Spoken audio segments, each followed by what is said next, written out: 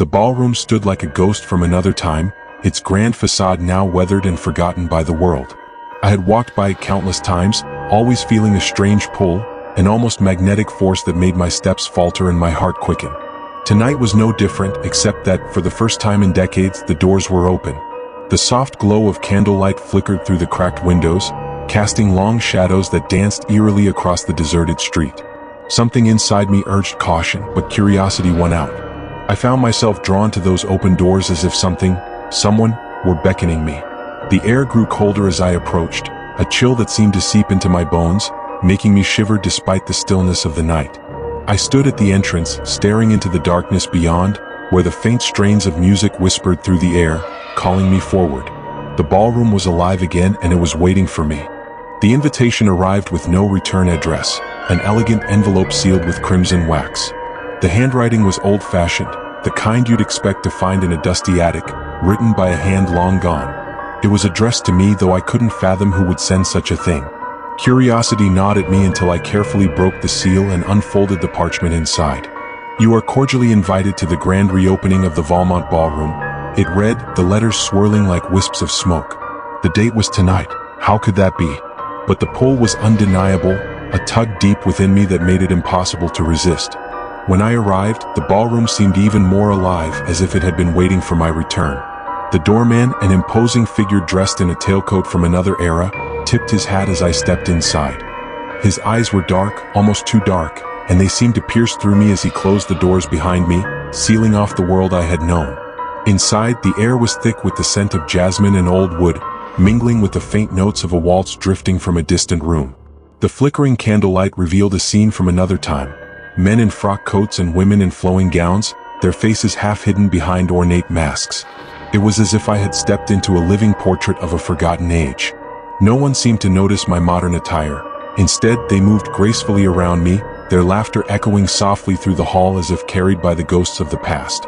And then, as the clock struck midnight, the music swelled, and the doors to the grand ballroom swung open, inviting me into the heart of the night. The grand ballroom was a marvel, its opulence untouched by time. Crystal chandeliers hung like frozen teardrops from the ceiling, casting a golden glow that danced across the polished marble floor. As I stepped inside, the music enveloped me, a haunting melody played by an unseen orchestra. The air was heavy with anticipation, each note weaving a spell that pulled me deeper into the night. I joined the dance, my movements tentative at first, but the rhythm quickly took hold. The other guests moved with a grace that was almost unnatural, their feet gliding effortlessly across the floor. I felt a strange connection to them, as if I had danced in this room before, as if I knew the steps to this ancient waltz. But there was something off, something I couldn't quite place. The laughter that filled the room was hollow, the smiles too perfect, the eyes behind the masks too empty. The more I looked, the more I noticed the cracks beneath the surface. Frayed hems, wilted flowers in the lady's hair, a thin layer of dust on the edges of the grand mirrors lining the walls. And then there were the shadows. They moved independently of their owners, stretching and twisting as if trying to break free from the bodies they were bound to. I caught glimpses of them in the corners of my eyes, flickering just out of sight, and every time I turned to face them, they vanished. The air grew colder as the dance continued, the room closing in around me. The other dancers seemed oblivious, their faces frozen in time, locked in a moment that never ended. And as I spun around, caught in the music's grip, I realized with a growing dread that I wasn't just a guest at this ball. I was a part of it, bound by the same unspoken rules that held the others captive in this endless dance. As the night wore on, the atmosphere in the ballroom grew heavier, more oppressive. The music, once enchanting, now felt like a dirge, each note dragging me deeper into a growing sense of unease. The faces around me, once charming in their timeless elegance, began to reveal something darker beneath their masks. The laughter turned brittle, like the crackling of dry leaves, and the once graceful dancers moved with a stiffness that set my nerves on edge. I started to notice the inconsistencies, the way some dancers repeated the same steps over and over like a broken record, their movements mechanical, lifeless. Others seemed to flicker in and out of existence, their forms blurring at the edges as if they were barely there at all. And then there were the whispers, soft at first, but growing louder with each passing moment. They came from the walls, the floor, even from the very air I breathed, disjointed words and fragments of conversations, all laced with desperation and fear. It was then that I realized the truth. This was no ordinary ball. The guests, the music, the very walls of the ballroom, they were all echoes of a past long gone. I was trapped in a moment that had already happened, doomed to repeat itself endlessly. My heart raced as I pieced it together. This ball had once ended in tragedy, a night of celebration that had spiraled into horror. The dancers, these specters of the past, were doomed to relive that night over and over, their souls trapped in an eternal waltz. And now I was one of them. Panic set in. I pushed through the crowd, searching for a way out, but the room seemed to stretch and twist, leading me in circles. The music grew louder, more insistent, drowning out my thoughts, pulling me back into the dance. The other guests turned to face me, their masks slipping to reveal hollow eyes and twisted grins. They were waiting for me, expecting me to take my place among them, to become part of their endless, nightmarish cycle. I couldn't escape. The ballroom had claimed me just as it had claimed them all those years ago. And as the last strains of the waltz echoed through the room, I knew that the night was far from over, it was just beginning. The realization hit me like a blow to the chest, leaving me breathless. This wasn't just a replay of a tragic night, I was part of it. As I stared at the other dancers, their faces began to change. The masks melted away, revealing twisted, contorted features. Faces frozen in terror, eyes wide with the final moments of horror they had endured. They were not merely ghosts, they were victims, and I was about to join their ranks. I felt a cold hand on my shoulder, and I turned to see a figure standing behind me, their face eerily familiar.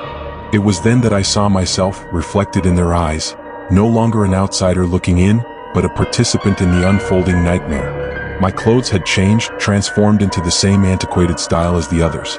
I was no longer the curious observer, I was one of them. The music swelled, a cacophony of despair that reverberated through my bones. The dancers closed in around me, their expressions desperate, pleading, as if begging me to understand something crucial before it was too late. But the words wouldn't come, their mouths moving soundlessly, their eyes filled with unspeakable fear. And then I saw it, the reason for their terror, the source of the tragedy that had befallen this place. A figure, dark and imposing, stood at the edge of the ballroom, watching the scene unfold with a cruel, twisted smile. They were the conductor of this grim symphony, the one who had orchestrated the massacre so many years ago. I could feel their malevolent gaze on me as if they were sizing me up, preparing to bring me into their horrific tableau. I tried to scream, to run, but my feet were rooted to the spot. The room began to spin, the chandeliers swaying overhead as the walls closed in.